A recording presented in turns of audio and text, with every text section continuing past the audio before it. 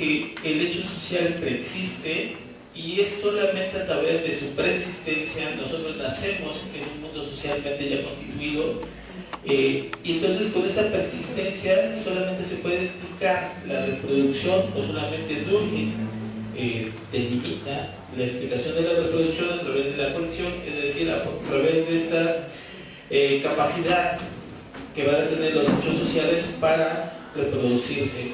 Sin embargo, el mismo Durkheim, sobre todo en las notas a pie de página de las reglas del método sociológico, va a señalar que los hechos sociales son una especie de moldes en donde las acciones individuales se van vaciando. Es decir, estos moldes lo que van a hacer es delimitar la variabilidad del acto mismo. O sea, Durkheim no nos está diciendo, o no está apelando a una definición determinista, sino más bien nos está diciendo que los hechos sociales son límites al acto, más no determinaciones al acto. De nueva cuenta, en la sociología contemporánea, esto tiene un eco sorprendente porque, al menos en el realismo crítico, es donde se ve claramente la influencia sociológica. El acto o la acción está delimitado por las estructuras, no está determinado por las estructuras, y los actos en relación, o en esta forma metafórica de decirlo, en la danza entre la agencia y la estructura, siempre hay movimientos graduales y procesos graduales. Entonces, digamos que ya como una forma de ser general, realmente vamos a señalar que en la obra de Durkheim encontramos elementos que aún existen en las teorizaciones contemporáneas, y también encontramos ejemplos de cómo realizar investigación sociológica a través ya sea del análisis cuantitativo, pero reflexionando más allá del dato, evadiendo estas advertencias que Durkheim nos decía sobre el empirismo ingenuo, y también considerando que la investigación sociológica tiene que tener una coherencia entre la teoría y entre el método. Y importante esto. Gracias.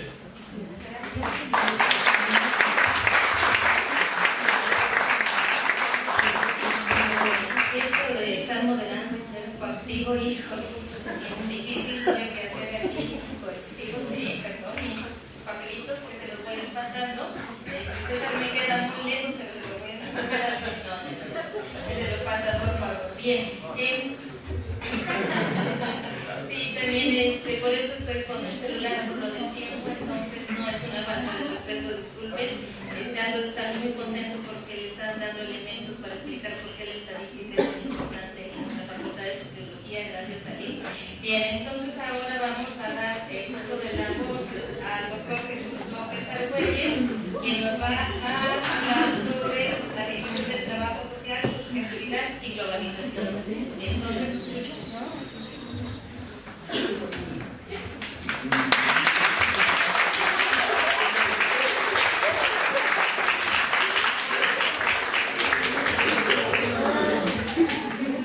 Buenas tardes a todos, es un placer estar aquí, sobre todo en este evento. Siempre considero que es digno recordar a los clásicos y rendirles homenaje pertinente, por supuesto, un homenaje académico, y más a una figura como es Durkheim. Si hay sociólogo denostado de los clásicos, es Durkheim, denostado por los antropólogos, ¿sí?, con todo lo que tiene que ver con la cuestión de las representaciones sociales, las formas elementales de la vida religiosa. Por supuesto, todos lo recuperamos, ¿no? Lo decimos, Durkheim es muy valioso, y todos lo criticamos, ¿no? Entonces lo critica la gente comunista porque Durkheim tenía un socialismo un poco extraño, ¿no? Lo critica el neoliberalismo porque Durkheim no era apoyaba al Estado y el papel del Estado, pero no era un liberal completamente. Criticado por la psicología porque ese estudio del suicidio, que valora sobre todo el papel de lo social en algo tan de la conducta humana, ¿no?, individual, como puede ser el suicidio. También hay una gran crítica de la psicología. Y no digamos en nuestra disciplina. El pobre Durkheim le hemos criticado todo, ¿no? Le hemos criticado su aspecto de énfasis en lo normativo, ¿no? Su falta de visión en torno al conflicto social, ¿no? Sus deseos inigualables por mantener el orden y la solidaridad. Y bueno, yo creo que es buen momento para tratar de rescatar la figura de Durkheim, sus aportes, y en intervención yo quisiera invitarlos a que pensáramos a partir del esquema teórico de Durkheim para reflexionar el tema que traté de hablar hoy día, o voy a tratar de hablar hoy día, es el problema de la solidaridad en tiempos de globalización. Entonces vamos a tratar de recuperar uno de los trabajos de Durkheim, un trabajo pionero, que es su tesis de doctorado, la división del trabajo social, y vamos a tratar a partir de la reflexión con la división del trabajo social, ver si podemos nosotros reflexionar junto con Durkheim sobre lo que está pasando en esta época de globalización. Como ustedes saben, Durkheim, que nace en 1858, fallece en 1917, pues la división del trabajo social, que es una de sus primeras obras, que sale a la luz en 1893, es una obra de madurez teórica. Tiene tiempo pensando Durkheim y discutiendo ciertas cosas que le preocupan en torno al orden social, ¿no? y cómo es posible mantener el orden social. Y empieza una discusión con la gente de la economía, sobre todo la economía clásica, que postulaban que la división social del trabajo, la división del trabajo social, era fuente de unidad social, fuente de orden social, pero al mismo tiempo era fuente de riqueza, aunque sobre todo era fuente de riqueza. Todos nosotros sabemos que la división del trabajo social es esta idea, ¿no?, donde los seres humanos llevamos a cabo diferentes actividades y que estas diferentes actividades se van coordinando y nos ayudan a poder sobreponernos a la naturaleza, a vivir todos juntos en sociedad, ¿no? Y una de las primeras formas de división del trabajo es la división por género o por sexo, ¿no? Los hombres hacen una cosa, las mujeres hacen otra y contribuyen al desarrollo de los grupos humanos. Bueno, los economistas clásicos pensaban, Adam Smith y otros, pensaban que la división del trabajo social sí hacía efectivamente esto, pero sobre todo daba una particularidad que era fuente de riqueza y fuente de desarrollo, que era su función fundamental. Y Durkheim, como buen sociólogo, empieza cuestionando este presupuesto, ¿no? Y él cree que la función de la división social del trabajo es sobre todo porque permite la solidaridad, permite la vida humana, permite el establecimiento de la orden social. Y la pregunta es, ¿por qué afirma esto Durkheim? Porque Durkheim cree que ahí donde hay división social del trabajo, donde nosotros llevamos a cabo una actividad y el otro lleva a cabo actividad con nosotros, hay un elemento normativo. Imaginemos nosotros, ¿no? Si yo quiero construir una casa, está el maestro allí y está por supuesto por su peón, y mejor está la persona que lo contrata. Y entre todos ellos, para llevar a cabo esta actividad, ¿no?, de construir una casa, no nada más es ordenar las actividades, sino que se coordinan bajo una norma moral, bajo una norma de compromiso. Entonces dice Durkheim, donde hay división social del trabajo, hay moral. Y donde hay moral, hay seres humanos que están participando conjuntamente bajo un mismo criterio. Y entonces él cree que precisamente la división social del trabajo tiene esta capacidad de hacer que los seres humanos coordinemos nuestras actividades bajo patrones morales y que no puede haber sociedad sin moral. Y por lo tanto la función primordial de la división social del trabajo es no generar riqueza, porque dice Durkheim en su texto, ha habido sociedades humanas que han generado mucha riqueza, pero no generan felicidad. Hay sociedades humanas que han generado demasiada riqueza y han generado también desigualdad. Entonces, la división social del trabajo no nada más es el atributo de generar riqueza, sino algo más. Genera sentimientos comunes entre las personas. Y esos sentimientos comunes entre las personas van generando una solidaridad que nos va dando como resultado un orden social. Por supuesto que es una idea muy criticable, pero dejaré las críticas al final, ¿no? Entonces, esta división social del trabajo, que hace que los seres humanos, ¿no?, podamos vivir socialmente, se establezca el orden, genera ciertas cosas en la vida social. Una de esas cosas que genera la vida social, dice Durkheim, es que crea una conciencia colectiva. Los hombres, cuando empezamos, como seres humanos, empezamos a trabajar coordinadamente y vamos generando una moral, vamos generando también un conjunto de representaciones sociales, vamos generando un conjunto de ideas y de creencias que van siendo ideas comunes. Dice, por supuesto, eso no elimina las creencias individuales. Las creencias individuales existen, pero van generando creencias comunes. Y entonces, ¿qué hace esto? Que la solidaridad social, el orden social todavía sea más fuerte. Porque la división social del trabajo, que tiene que ver con aspectos productivos, que tiene que ver con aspectos de orden moral, también tiene que ver con aspectos de creencias comunes que van ligando a los seres humanos. Y esto, dice, estas creencias comunes, estos aspectos morales, ¿en dónde los podemos ver reflejados en la sociedad? Precisamente en las formas que regulan la vida social, como es el derecho. Y de ahí viene esta famosa división que hace Durkheim de tipos de sociedades a partir del tipo de solidaridad y por el derecho que prima en cada una de estas sociedades.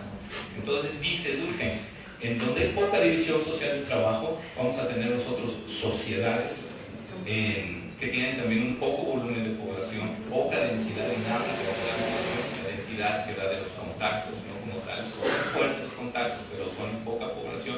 Y todo lo que genera son sociedades que voy a llamar sociedades tradicionales, o lo que voy a llamar sociedades de una solidaridad mecánica. Mientras que en las sociedades donde hay una gran división social del trabajo, vamos a tener sociedades donde hay una solidaridad orgánica, donde los individuos se han diferenciado unos de otros, donde todos tenemos muchas actividades y somos muy diferentes, pero sigue habiendo conciencia colectiva y la misma división social del trabajo nos une. ¿Sí? Y por lo tanto, te decía yo que tenemos dos tipos de derecho. Un derecho de esas sociedades mecánicas, que es un derecho muy represor, muy fuerte, porque hay casos que los individuos todos se parecen. Entonces el derecho penal, sí, el derecho penal es el derecho, dice, de los primeros que surgen en la historia de la vida humana, dice tú, porque hay casos que tengamos realmente sanciones muy fuertes, que permitan a los grupos humanos mantenerse unidos y solidarios.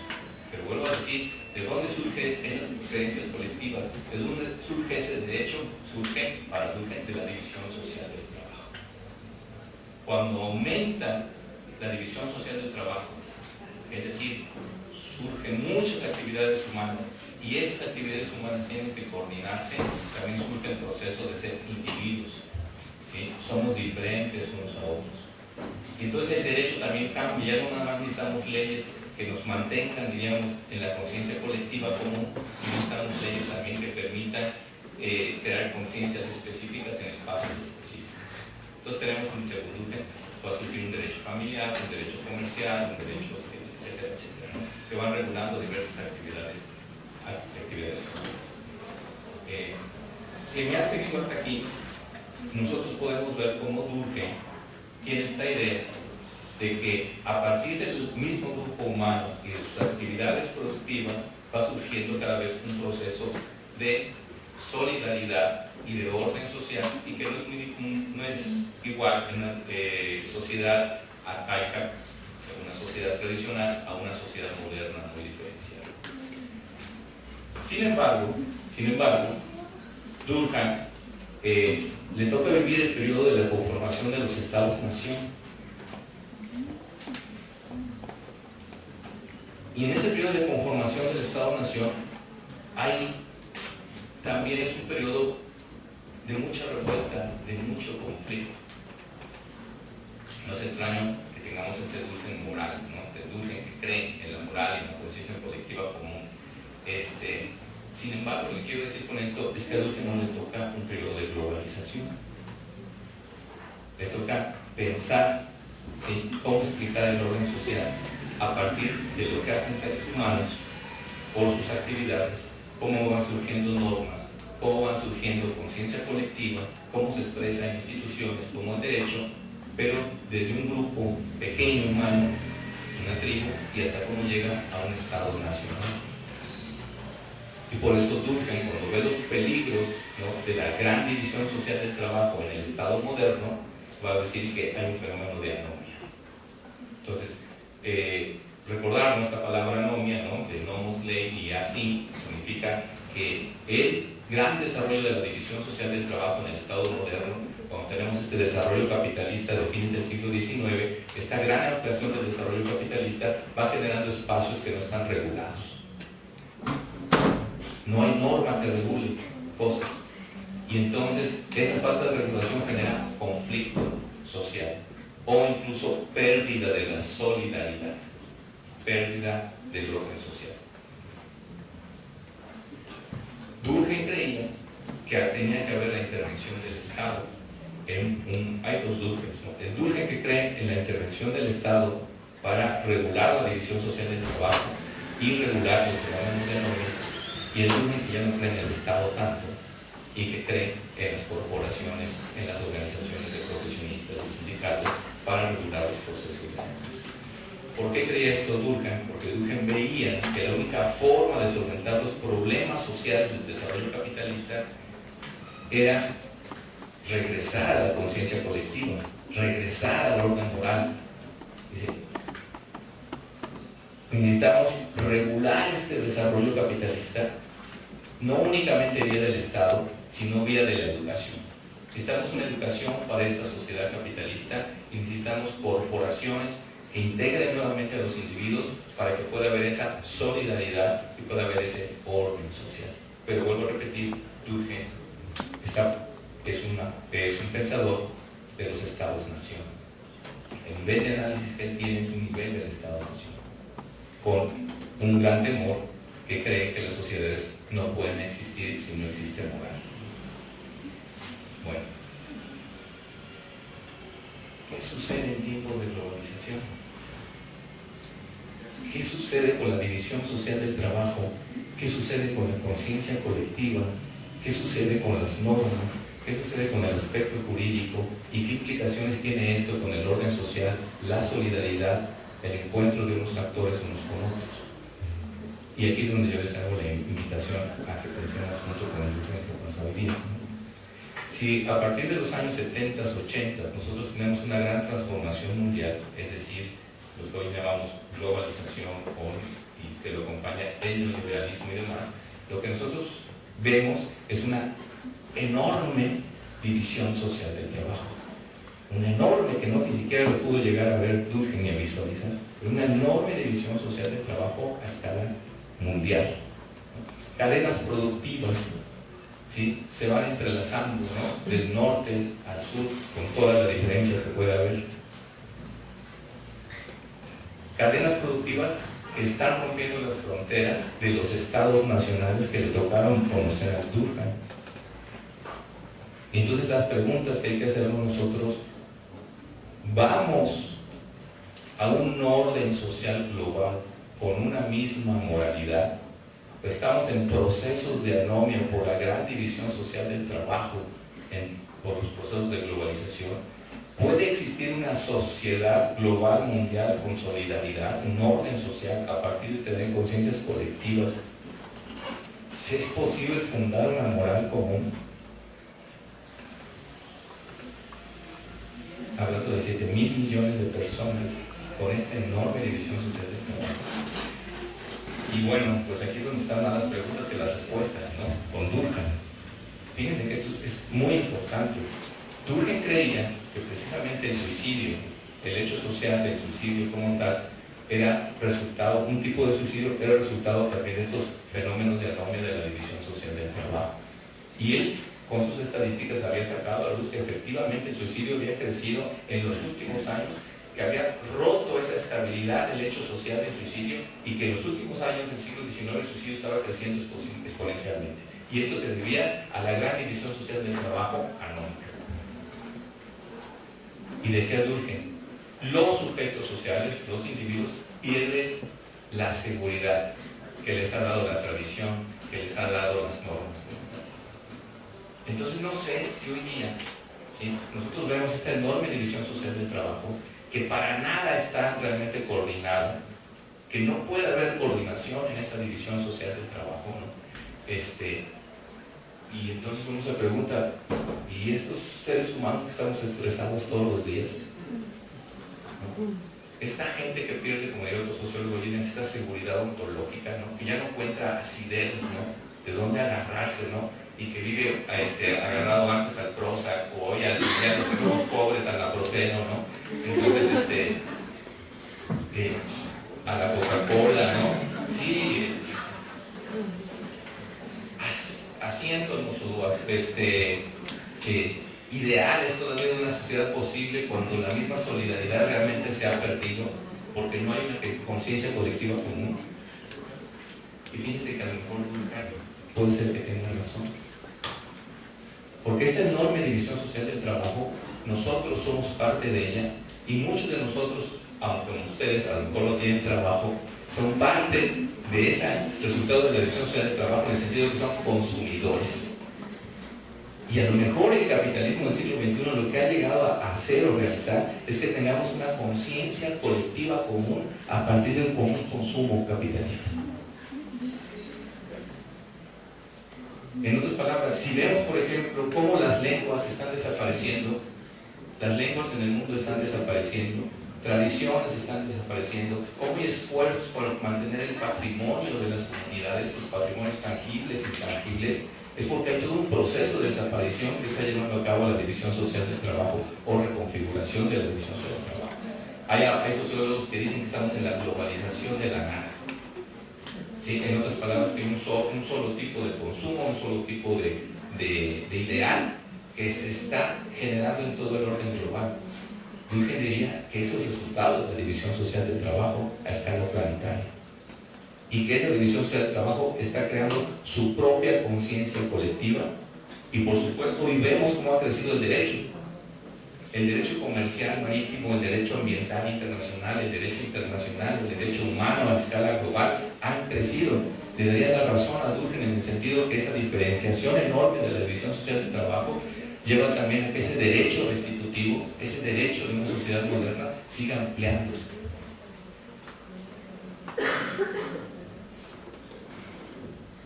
Entonces, a lo mejor Durkheim tiene razón, en el sentido, nuevamente, que la división social del trabajo está creando nuevas formas de vida, nuevas formas de solidaridad y, por supuesto, nuevas formas de anomia social impresionantes. Bueno, creo que me queda un minuto. Creo que me queda solo un minuto. Les voy a robar otro, porque compañeros le dieron más. Para que veamos, estamos ahorita en negociaciones del TLC. Y como es una persona de infausta memoria, no voy a decir su nombre de quién es este libro. El innombrable, el primero. Y dice, el innombrable, entre 1994 y 2016, las exportaciones mexicanas pasaron de 61,000 millones de dólares a 374,000 millones, un aumento de 515%. Las importaciones, lo que compramos, por su parte pasaron de 80,000 millones a 400,000 millones, un aumento de 388%. En otras palabras, el TLC en 25 años hizo generar enormes riquezas, ¿sí? Y claro que la pregunta para nosotros es ¿dónde están? Dice otro dato más, nada más,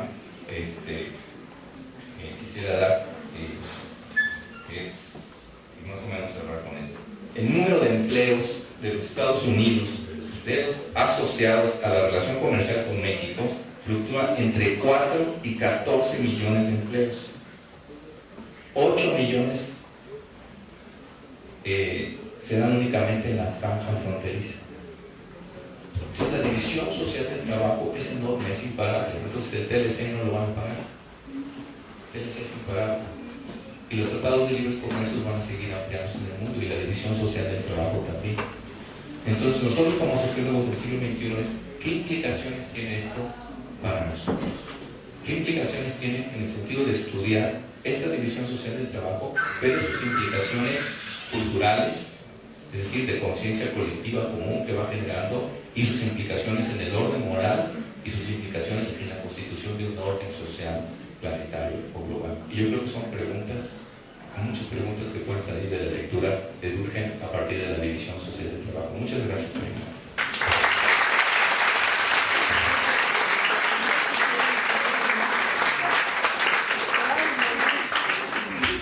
Muchísimas gracias, Chucho. Estamos en el medio tiempo y entonces voy a hacer un anuncio. El próximo jueves 8 de marzo tenemos aquí en el Salón Azul, no es cierto, en el auditorio Morales, una mesa redonda por el Día Internacional de la Mujer y el Feminismo, en donde van a participar la doctora Rocío Córdoba Plaza, la doctora María José García Rama, y también como una invitada que se suma la doctora Estela Casados, y va a ser moderado por la maestra Mayabel Radiel. Entonces están todos cordialmente invitados para el próximo día 8 de marzo al Auditorio Jesús Morales como parte de las actividades que también se desarrollan con la Facultad de Sociología y otras dependencias de la Universidad de Veracruz. Bien, entonces pasamos al tercero de nuestros ponentes, que es el doctor César Guevara González, que nos va a hablar sobre reflexiones metodológicas en torno al suicidio y a las formas elementales de la vida religiosa.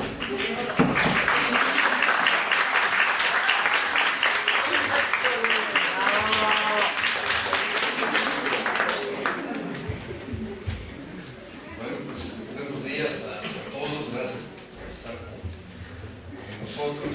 Y miren, yo creo que la mejor manera de hacer un homenaje a un autor es criticarlo por una parte y por otra ver qué tanto sigue siendo un autor importante para pensar nuestra vida cotidiana. Yo quisiera empezar con una opinión un poco, finalmente una opinión, pero que me va a servir para contextualizar a Durkheim más o menos lo podemos ubicar generacionalmente a la par que Max Weber, que Simmel. Son tres sociólogos quizá de los más importantes y de la misma época, los tres. Y en mi opinión, Durkheim, de los tres, es el que más se preocupó por darle a la sociología un objeto. Que no se malinterprete lo que estoy diciendo. Yo no estoy diciendo que Durkheim haya aportado más al pensamiento social que Weber. Es más, Weber hace poco fue nombrado el sociólogo más importante del siglo XX. Entonces, en ningún momento estoy yo diciendo que Durkheim haya aportado más al pensamiento social que Weber o que Simmel. Lo único que estoy diciendo es que de los tres, él fue el que más se preocupó por construir el objeto de estudio de la sociología. Como ustedes lo saben, las ciencias no tienen un objeto determinado en la naturaleza. En sentido común, eso se podría decir, la biología estudia la vida, la física estudia la relación entre los objetos físicos, la sociología estudia la sociedad. En realidad ninguna ciencia tiene su objeto predeterminado allá afuera. Las ciencias construyen su objeto de estudio. Y en ese sentido yo creo que de los tres Durkheim fue el que mayor preocupación tuvo por eso. Recordemos que el mismo Weber, por ejemplo, se asumía fundamentalmente como historiador. Nosotros, si vemos economía y sociedad, hay una cantidad de elementos históricos, se mueve con la misma facilidad en la esfera jurídica, en la esfera económica, pero él se asumía fundamentalmente como historiador, aunque sus aportes a la sociología son muy importantes, construcción de tipos sociales, el sentido de la acción social, lo que ustedes quieran. Es el caso también de Simmel. Incluso hay quienes dicen un poco esquemáticamente, pero en parte es real, que Simmel es el sociólogo de las formas y de las relaciones. Sus grandes preocupaciones fue estudiar las relaciones y las formas. Y Durkheim sería el sociólogo de los hechos sociales, de esos hechos sociales externos que se imponen, que son coercitivos. Sin embargo, es bien interesante, Durkheim y Simmel tuvieron un acercamiento, trabajaron juntos, se distancian después a raíz del caso Dreyfus. Lo digo muy rápidamente, es un al parecer injustamente, y en esa condena que se le hace al capitán Dreyfus se deja ver posiciones antisemitas. Entonces muchos intelectuales defienden al capitán Dreyfus, y dentro de esos intelectuales que defienden al capitán Dreyfus está Marcel Mauss, El compromiso de Marcel Mauss fue mucho más activo, su sobrino finalmente tuvo más actividad política que el mismo Durkheim, pero curiosamente él viene el nombre intelectuales. Antes no existía esa palabra. El intelectual es fundamentalmente una persona, más allá de que sea un científico, un erudito, que se compromete en el espacio público, que deja ver su opinión en la esfera pública y que trata de intervenir en el espacio público. Entonces estos intelectuales como Durkheim y mucho más que estuvieron defendiendo al capitán Dreyfus, al principio se les empieza a llamar despectivamente intelectuales, como lo que en México sería el equivalente como de intelectualoides, es decir, gente que en vez de dedicarse nada más a lo suyo, están metiéndose en cosas que no debieran meterse. En este caso es el espacio público, las preocupaciones, la cosa pública, si queremos verlo así. Entonces, a partir de esta defensa del capitán Dreyfus, a partir del involucramiento de Durkheim, él tiene una ruptura con Simmel. Simmel era alemán, de Durkheim francés. Durkheim finalmente era de ascendencia judía, entonces ya por ahí también podemos ver lo que él en realidad era David Emilio Durkheim, toda una ascendencia ahí. No, creo que no era practicante, pero finalmente tenía esta ascendencia judía. Después de esos problemas sobre el caso Dreyfus, él rompe con Simmel, pero en la comunicación que tuvieron, una de las críticas fundamentales que le hacía Durkheim a Simmel es que lo acusaba de psicologista. Es decir, que en buena parte le explicaba lo social a partir de la psicología. ¿Qué quiero decir con esto? Que una gran preocupación de Durkheim fue decir, la sociología es diferente de la psicología. La sociología es diferente de la biología. La sociología es diferente de la filosofía, y la sociología es diferente de los que pretenden explicar la sociedad con una pretendida naturaleza humana, como una esencia. Entonces yo creo que en ese sentido, cuando empieza a definir lo que es el hecho social,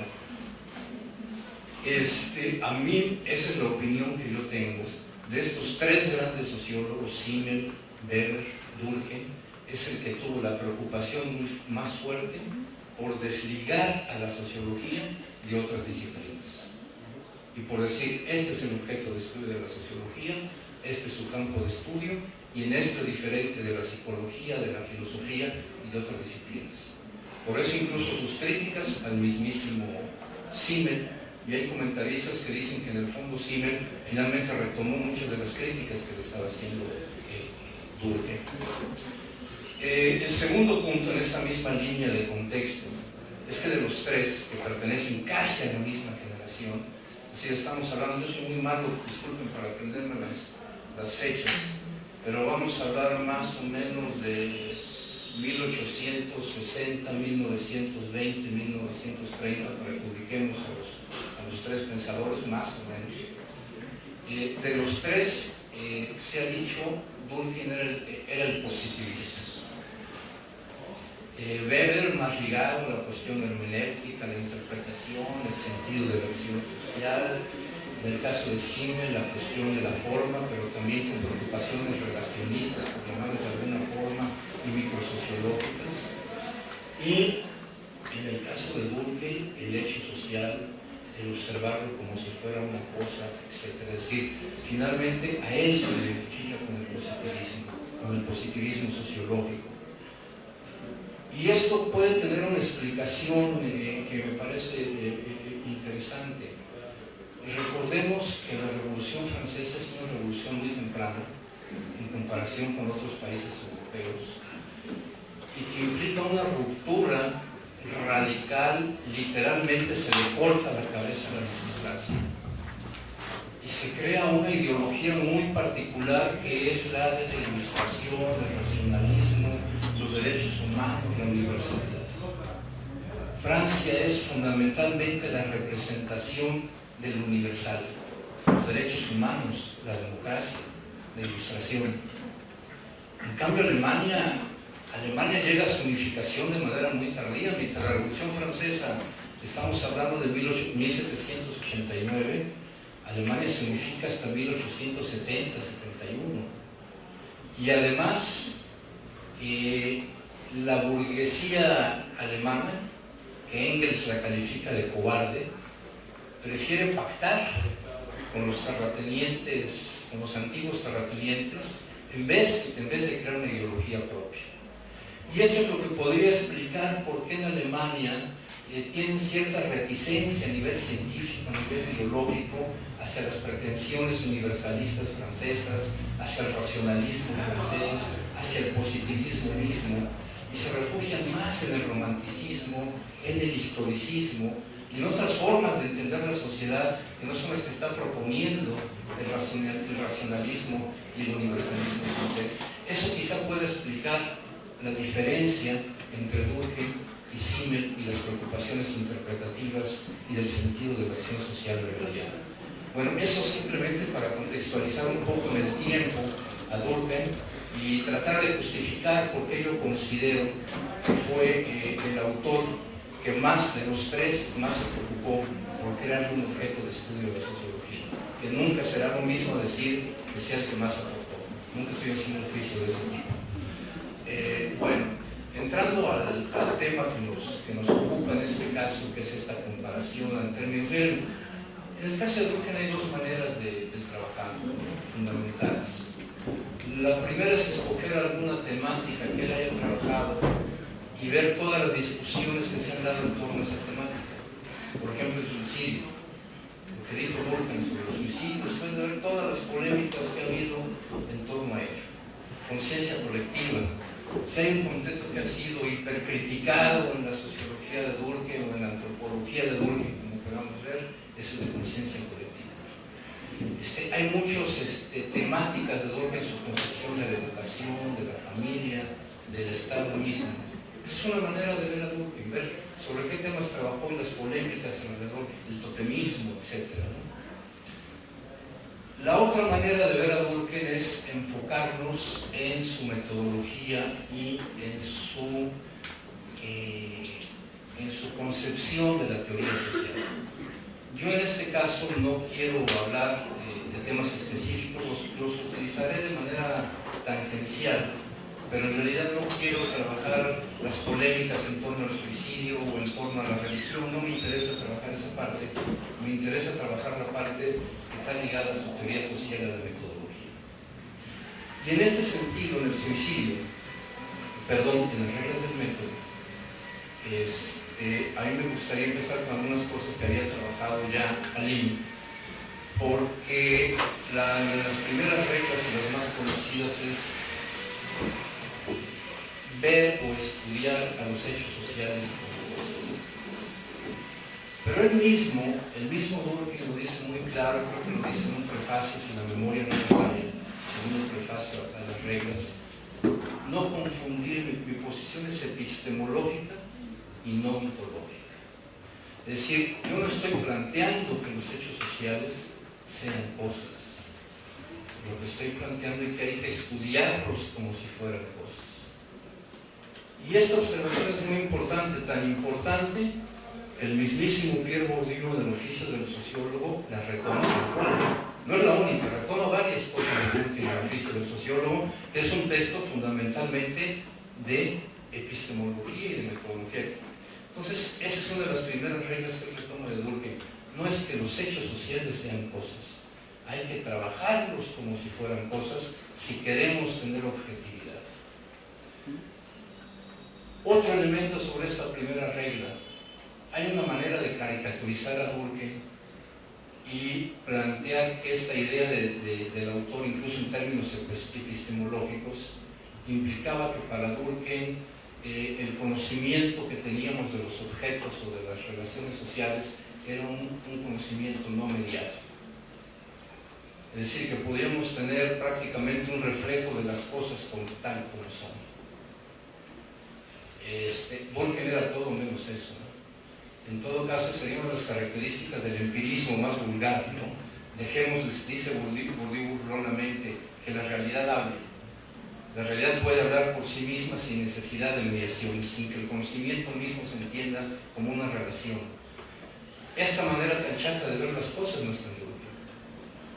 Y una de las pruebas de que no está en Durkheim es que si nosotros nos vamos a las formas elementales de la vida religiosa, lo que descubrimos en las formas elementales de la vida religiosa es que la percepción misma es una relación.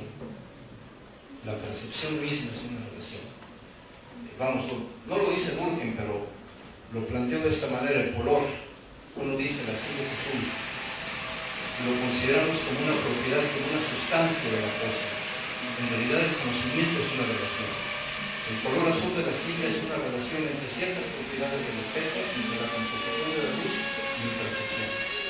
Son las tres cosas lo que producen el efecto del azul. El azul no es una propiedad sustancial del objeto. Eso lo tiene también claro Durkheim. El conocimiento es relacional y, por ejemplo, en las formas elementales de la vida religiosa, él dice la concepción del tiempo, la concepción del espacio y la misma percepción está mediada por lo social. No hay una percepción desnuda de los objetos ni de la naturaleza. Entonces, esto sencillamente viendo las formas elementales y la primera regla, o una de las primeras reglas del texto que estamos comentando, para que no se plantee. Ah, caray.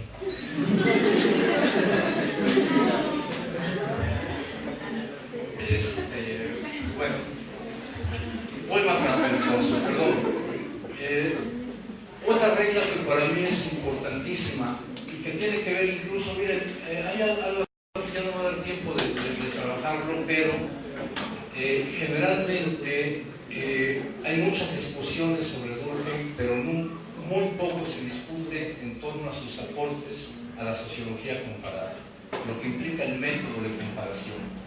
Y por ahí, tanto en las reglas del método sociológico, cuando tiene su propuesta de tipologías, como en las formas elementales de la vida religiosa, hay una propuesta ahí de cómo trabajar, de cómo comparar. Pero bueno, regreso aquí en el caso del suicidio. En el caso del suicidio, perdón, en el caso de las reglas del método sociológico, pues le voy a meter a su obligación. En el caso de las reglas del método sociológico, él plantea: un sociólogo no puede trabajar lo que sea si primero no define precisamente lo que va a trabajar. Entonces, si yo voy a hablar de los hechos sociales, primero defino lo que es un hecho social. Si yo voy a hablar de anomia, primero defino lo que es anomia. Si voy a hablar de moral, ahora que se estaba trabajando la moral, primero defino lo que es moral. Entonces es una regla muy importante, una definición rigurosa de las cosas. Tercera, una vez que he dicho lo que es un hecho social y que he definido un hecho social, lo social solo se puede explicar por lo social. Y este tipo de reglas las pone muy en práctica en el suicidio. En el suicidio, después de justificar por qué entiende al suicidio como un hecho social, dice: si el suicidio es un hecho social, entonces no lo puedo explicar ni por la geografía, ni por la psicología. Generalmente tenemos una concepción psicológica del suicidio. Fue por una depresión, por una decepción amorosa, etc. Él dice: no, la forma de explicar el suicidio es por otro hecho social. Y esto ha causado, jóvenes, unas polémicas interminables, porque han dicho que la forma en que Durkheim ve el suicidio es una manera muy determinista, si queremos decirlo así, y que hay muchas otras variables que explican el suicidio que tienen que ver con lo individual, con la psicología, etc., y no únicamente con las características de la sociedad. Que una sociedad anómica produce más suicidios, que una sociedad egoísta produce más suicidios, o que una sociedad extremadamente solidaria también puede producir cierto tipo de suicidios. Pero qué bueno que Durkheim le haya quitado esta parte psicológica, la cuestión del suicidio.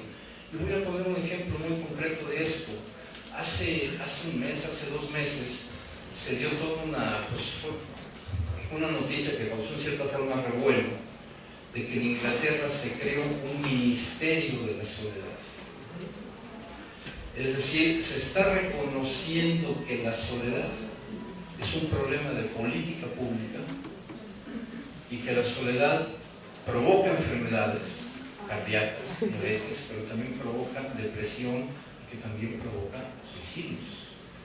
Y ahora que está el debate sobre esto, se ha dicho, no solamente un problema de la soledad, es un problema de la calidad de las relaciones sociales en las que estás inscritos también. Entonces, de pronto sí criticamos a Durkheim porque Durkheim decía que el suicidio se tenía que determinar por lo social y que lo social podía explicar cierto tipo de suicidios. Y decíamos, está achatando otra serie de variables que también tienen que ver con el suicidio. Sin embargo, hoy hay un reconocimiento de que lo social pues está muy ligado. Lo social tiene que ver mucho con una sociedad anómica, con una sociedad que no está proporcionando relaciones sociales de calidad. Hay un punto que no quiero dejar, perdón el tiempo, que no lo quiero dejar fuera del debate, que es el siguiente. Se le ha criticado también mucho a Durkheim con su concepto de conciencia colectiva y demás, que la sociedad, para que pueda funcionar, tiene que funcionar con instancias, vamos a llamarlas así, sagradas, que se imponen de manera impersonal, sino que se imponen, que tienen una relación muy fuerte, pero que son impersonales frente al actuar de las personas. Y a esto tendríamos que oponer una modernidad reflexiva, donde los individuos son capaces de reflexionar lo que están haciendo todo el tiempo y no apoyarse en una religión y no apoyarse en una tradición, porque el peso de la tradición y el peso de estas cosas son cuestiones que no reflexionamos. Y nosotros nos sentimos muy orgullosos como modernos de que podemos reflexionar todo. Y esto yo lo dejo para el debate. Yo considero que incluso en esta modernidad, como le queramos llamar, posmoderna, modernidad tardía, modernidad reflexiva, actualmente transmodernidad, cada uno de estos conceptos refiere a conceptos también diferentes de modernidad, no importa. Pero a lo que quiero llegar, y esta es un poco la afirmación con la que pretendo traer a Durkheim al debate, es que incluso en nuestras sociedades hipermodernas, o como le queramos llamar, necesitan el peso de lo sagrado para poder existir. Dicho de otra manera, y un poco aquí parodiando a Castoriadis, no hay sociedad que pueda ser totalmente autónoma, totalmente reflexiva. Dice Castoriadis, las sociedades, aunque sean autónomas, tendrán partes que tendrán que funcionar como heterónomas. Y si quieren traducimos heterónomas por sagradas, por algo que está más allá de lo que podemos reflexionar y que sin embargo también crea sociedad. Voy a poner un ejemplo muy sencillo de lo que estoy diciendo. Hoy que nos enorgullecemos de ser reflexivos en todo, que todo lo reflexionamos, piensen en el individuo que va a ver al doctor. Y el doctor le dice, tienes que tomarte tales medicinas.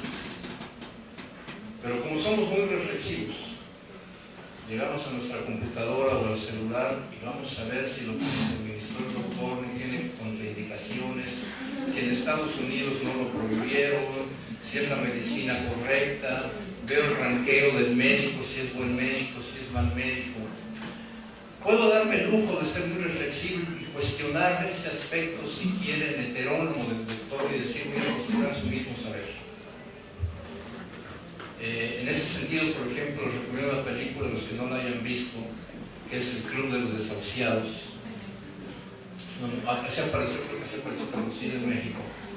Es un individuo que es diagnosticado con SIDA y pues dedica toda su capacidad a reflexionarse primero a sí mismo, una reflexión interna, pero después a una reflexión social, y logra crear una metodología y demás alternativa a la medicina que en ese momento existía. Ok, podemos darnos el gusto de eso, pero no podemos hacerlo en todas las esferas de la vida. Finalmente yo creo que hay quien tiene razón. Hay un momento en que las sociedades autónomas tienen que funcionar como heterónomas, como una fuerza impersonal que no determina, pero tiene que ver con el actuar de los individuos. Ya cierro un minuto. Pues todo se roba el tiempo. Una de las críticas más fuertes que se le ha hecho, y con esto cierro, es la de Charles Tilly. Tilly, para algunos de ustedes, tiene un artículo en una revista que se llama La inutilidad de Durkheim. Es muy fuerte, la inutilidad de Durkheim. Pero precisamente en este artículo de Tilly, lo que está planteando Tilly es que los conceptos de Durkheim, de anomia y de moral, tienen muy poca capacidad explicativa para entender los conflictos contemporáneos. Y digo que hay que hacerle caso a Tilly porque si por algo no es conocido Tilly, es por estudiar movimientos sociales, por hacer sociología histórica comparativa y por manejar bases de datos fuertes. Y Tilly lo que dice es que no hay relación entre cambios rápidos y lo que sería la anomia, por una parte. No hay relación entre cambios rápidos, conflictos y anomia. Y lo hacen con base en datos empíricos. Y la segunda afirmación de Tilly es que no siempre que hay más crímenes, la relación entre crimen y suicidio no es directamente proporcional. Es decir, lo que descubre Tilly a finales del siglo XIX es que sube la tasa de suicidios, pero baja la tasa de criminalidad. En pocas palabras, que la explicación que da Durkheim de lo que es la moral y su relación con la anomia, empíricamente no se demuestra. Entonces, bueno, ahí está para el debate, perdón.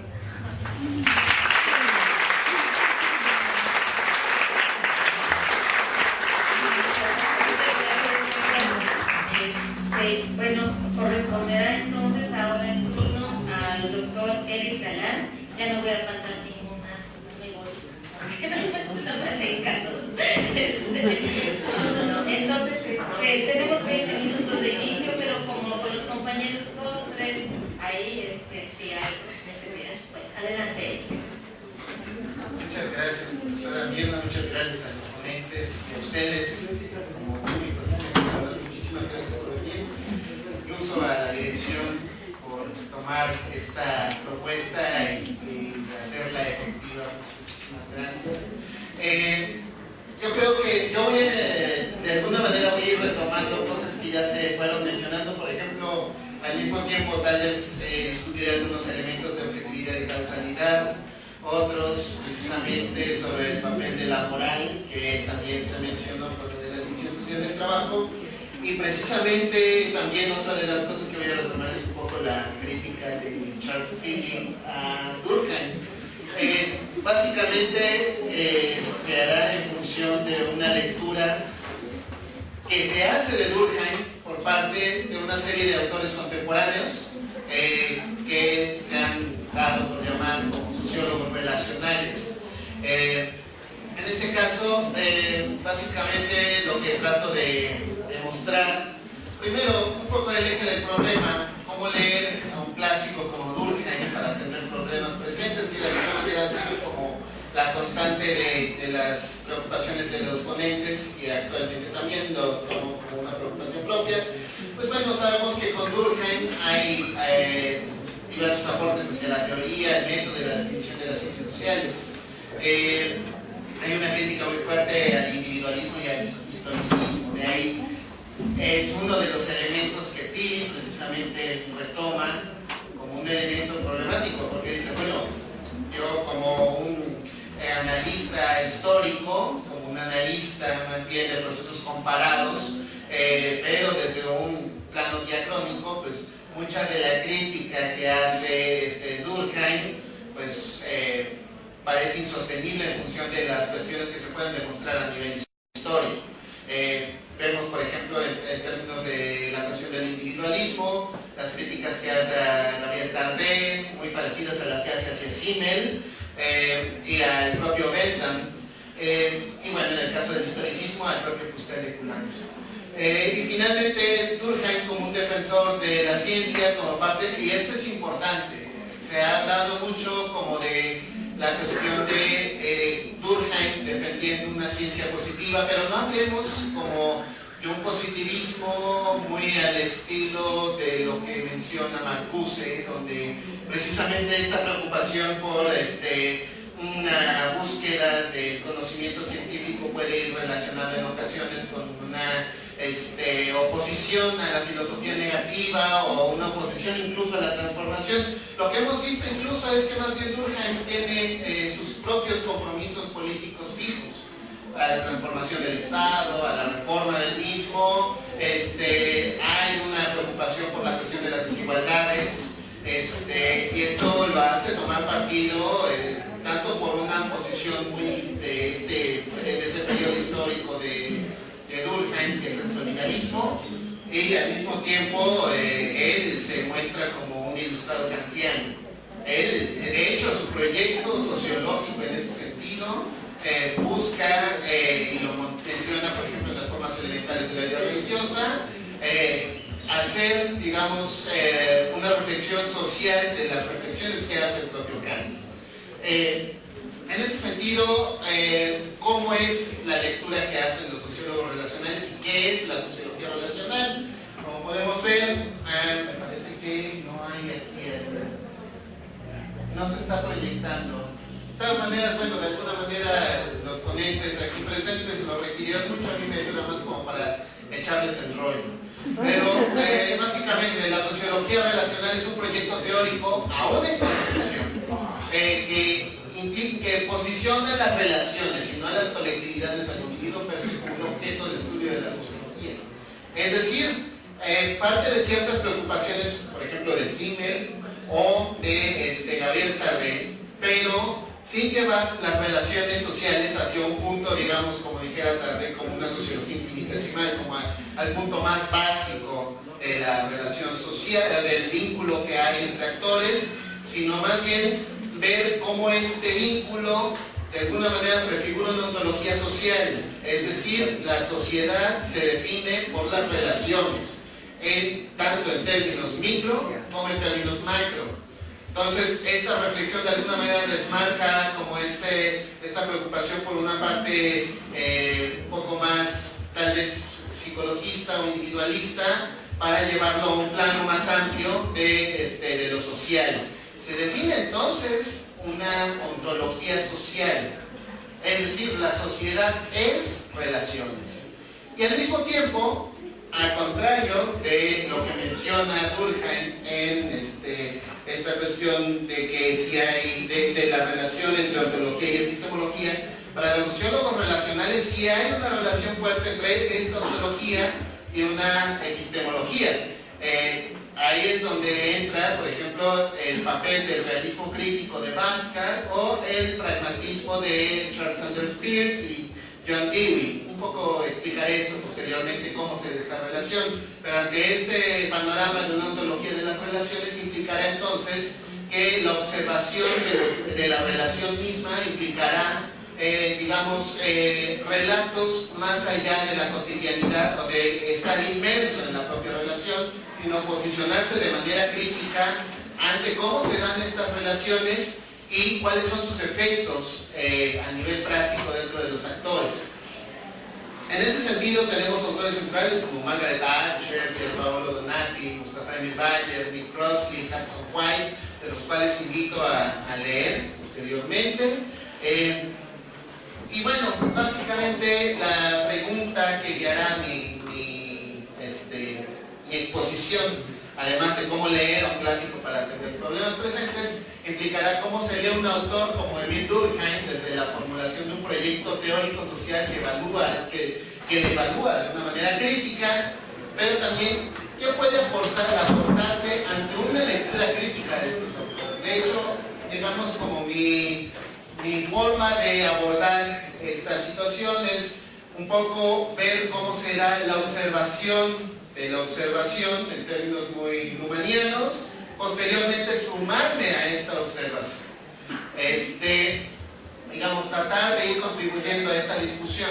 Lo primero que pudiéramos decir, tengo tres autores fundamentales desde los cuales hago esta lectura: Charles Tilly, Mustafa Emil Bayer y Margaret Archer. Charles Tilly, precisamente por lo que ha mencionado el profesor César Guevara, aunque no es un teórico general de lo social, porque él no se propone un proyecto general, sino él lo que propone más bien son elementos específicos de la práctica de lo social. Es para él más importante, por ejemplo, definir cómo es la dinámica de la contención social, más que definir qué es lo social en general. Sin embargo, hay ciertos acercamientos a definirse como un sociólogo relacional, especialmente en el trabajo de la desigualdad persistente. La distinción necesidad-contingencia. ¿Qué tan posible es la persistencia de lo social? Ese es como el objetivo, pero solo hasta ahí. El tema sería entonces cómo pensar algunas alternativas a nivel de la epistemología, de la epistemología relacional para leer a Durkheim. Y en ese sentido propongo algunos elementos de esta lectura epistemológica. Una, hay que pensar que Durkheim no necesariamente es un positivista desde un punto de vista donde el cientificismo implica la defensa del statu quo. Eso lo había comentado previamente. Él tiene un compromiso importante sobre el papel de la ciencia como generadora de una verdad como elemento de transformación. La importancia del proyecto de una ciencia objetiva y causal para Durkheim es no generar verdades que no sean útiles. Es decir, en ese sentido no podríamos decir que solamente es como generar verdades como para olvidar el problema central de lo social. Al contrario, el compromiso con una cientificidad específica se da por la necesidad de transformar lo social.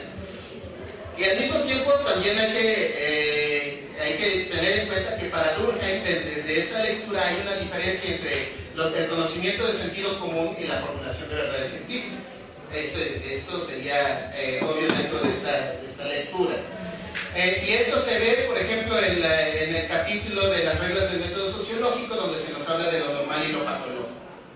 Este apartado es muy importante en función, y es más, sería como una lectura obligada en términos de métodos de investigación, no solamente por lo que define en función de lo social, sino que epistemológicamente nos ayuda a pensar cuáles son los problemas de investigación, cuál es el programa de investigación de la sociología. O sea, no solamente es como evaluar esto es normal, esto es patológico, sino cómo planteamos un problema de investigación.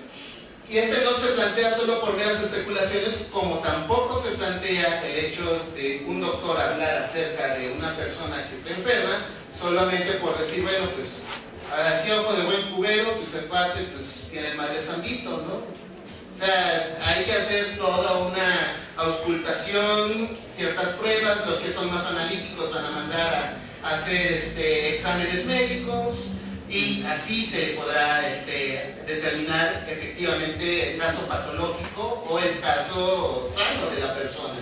Así la sociología tendrá que elaborar de una manera sistemática la definición de sus problemas. Y entonces el fin último de la investigación social sería la formulación de explicaciones causales. Si se fijan, entonces tenemos como una ciertos niveles de abstracción de la realidad. O sea, desde el sentido común, desde las verdades, ahí mismo lo marca como estéticas o las verdades de corte moral, hasta el planteamiento de lo normal patológico, hasta la formulación de las explicaciones causales. Esto de alguna manera nos da una cierta pauta para pensar algunos otros elementos que actualmente esta corriente del realismo crítico tiene muy en mente, que es la idea de la estratificación de la realidad. Es decir, hay una formulación diversificada de enunciados explicativos de acuerdo al nivel de abstracción científica. Así como hay diversas formas de percibir la realidad, también hay diversas formas de expresarlas a partir de enunciados. Entonces, pues vemos esas dos formas, ¿no? De las distinciones éticas y estéticas. El realismo crítico hablaría del sentido común. La distinción normal patológico, el realismo crítico diría, bueno, aquí podemos formular enunciados empíricos como protoleyes. Y la causalidad durkheimiana tiene mucha relación con la elaboración de enunciados teóricos y de leyes científicas para Bhaskar. Entonces, no es una idea de extrapolar a Durkheim como un relacional, pero sí sí nos permite entender estos elementos, así como por ejemplo pudiéramos verlo en la lectura de Archer sobre la cuestión de la morfogénesis en el cambio, en el cambio de la educación en Francia. Ahora, sin embargo, esto, ¿y dónde es donde no podemos hablar de que Durkheim es un realista crítico como tal? Pues en la formulación de imperativos categóricos para Durkheim. Como les comenté antes, la idea de Durkheim de llevar a cabo una sociología con una orientación kantiana implicará entonces también reflexionar sobre dónde está el sujeto histórico trascendental, que ya voy a cerrar casi, y además todos tomaron su licencia. El imperativo categórico va a estar precisamente en lo social como elemento colectivo y transhistórico. Así entonces, está orientado hacia la creación de una nueva moral que reforme las relaciones sociales que se encuentran dañadas por consecuencias del proyecto moderno. Sí hay una impronta kantiana. La cuestión con el realismo crítico es que son muy escépticos precisamente con este punto. Se habla de un imperativo anticategórico. Es decir, evitar las explicaciones analíticas de procesos sociales en términos atribuidos a categorías sustanciales que definen a los actores, sean individuales o colectivos. Lo que diría Pascal, Bayer, Durkheim y otros es que la sola idea de lo social como algo transhistórico, pues ya es ir más allá de la lógica relacional misma, porque entonces lo social como relacional se va construyendo. Se construye históricamente, no es lo mismo lo social en el siglo XVIII al siglo XXI, y entonces no podemos hablar de elementos transhistóricos. Teniendo esto en consideración, bueno, hay dos conclusiones posibles. Una, la lectura de la obra de Durkheim por parte de los sociólogos relacionales tomó en cuenta la visión particular de la ontología social del sociólogo francés, pero no pudo ser consecuente con una visión epistemológica. Tal vez precisamente por la necesidad de hacer cada vez más contundente una visión de lo social desde el punto de vista relacional, que ha sido una de las críticas que se ha hecho precisamente esta corriente, y otra, que pueden existir paralelismos peculiares entre la visión epistemológica de Durkheim y los postulados básicos del realismo crítico, lo cual puede complementarse con una crítica integral del pensamiento de Durkheim. Sin embargo, hay puntos críticos ineludibles, como la afirmación de la existencia de imperativos categóricos que hacen inviable la vinculación de Durkheim con un enfoque relacional. Entonces, de alguna manera, en términos generales, una lectura de un clásico como Durkheim para problemas presentes implicará entonces no solamente como pensar de una manera crítica cómo apartarse del autor, sino cómo nos plantea posibilidades dentro de la construcción teórica hacia un mundo diferente al que tal vez vivió Durkheim, pero que nos supone retos actuales. Y eso sería lo que tendría que decir. Gracias.